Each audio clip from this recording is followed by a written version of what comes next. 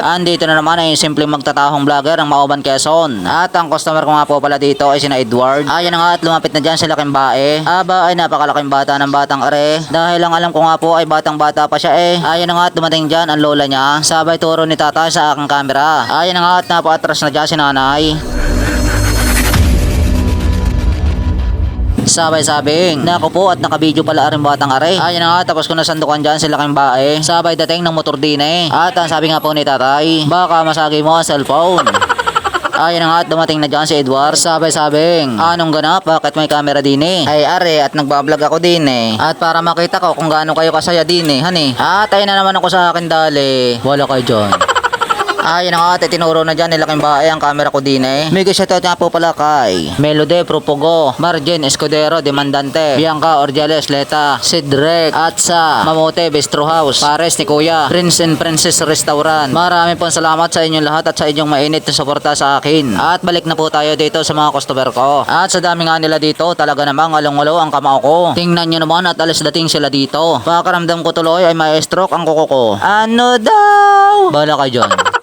Ayan na nga at hinigop-higop na nilaking bae ang taho niya. Sabay alis at pasipa-sipa dyan si kuya. At sumilip na nga si Edward sa ating camera. Sabay lubog at balik sa pwesto nila. Ayan na nga at pinaspasan na nilaking bae ang taho niya. Sabay lakad at tapo ng baso niya. Ayan na nga tapos ko na silang pagbilan dyan. Maraming salamat. At dito naman tayo sa may eskinita. At ang sabi nga dito ni Densyo, Kuya taho 10 piso ako. Di yan na lang sa iyong baso at malayo ang bahay ko. Buti na lang at malayo ang bahay ni Densyo. Kung nagkataong malapit ay baka tabo ang dala nito. At nang pasaway na naman ako, bala kayo dyan. At may napansin ako kay Totoy Guwapo. Bakit kaya kanina ay tingin-tingin siya sa camera ko? Siguro ay may nakita siyang kakaiba dito. Ayan na nga at lumabas na dyan sa bintana si ate. Sabay lubog sa bintana niya, hani. Pambihira ka ate, bakit ayaw mong makita sa camera ko din eh? Ayan na nga at dumaan na dyan si ate Chubby. Sabay sabi, ano kaya't nasipa ko ang kamerang are? Huwag naman ate, baka masira at mawawalan ako ng pamblog din eh, hani.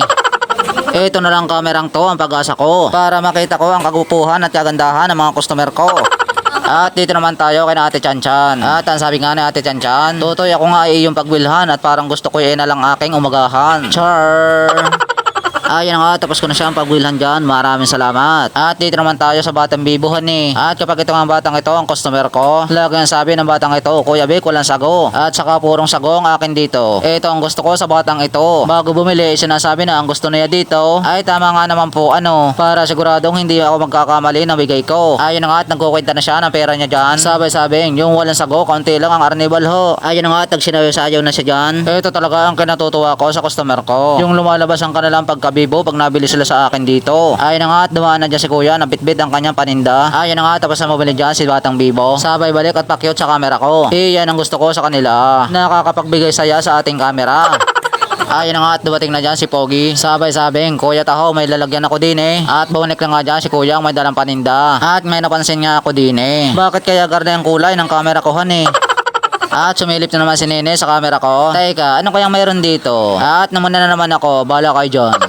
Ayan na nga at nabuhilan na si Totoy. Ano ka ba naman Totoy? Bakit pinagkatawaan ng paa mo yung camera ko? Siguro ay wala siyang mapagkatawaan dito. Hanggang dito na lang ating video. Follow for more. Thanks for watching. Bye bye.